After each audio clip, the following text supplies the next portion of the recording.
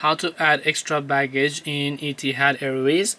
Hey everyone, welcome back to our channel. In this video I will guide you on how you can add an extra baggage on your Etihad Airways, so make sure to watch the video till the end.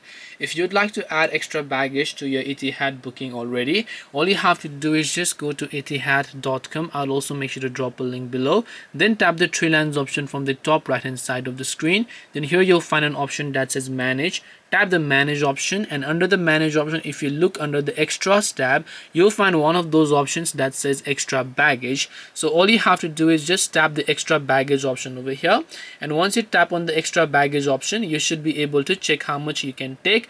And then from here you can just tap on the buy extra baggage option, and then you'll be able to enter your booking number and your last name. Tap on find my booking. If your booking is valid, you'll be able to add some extra baggages to it as well.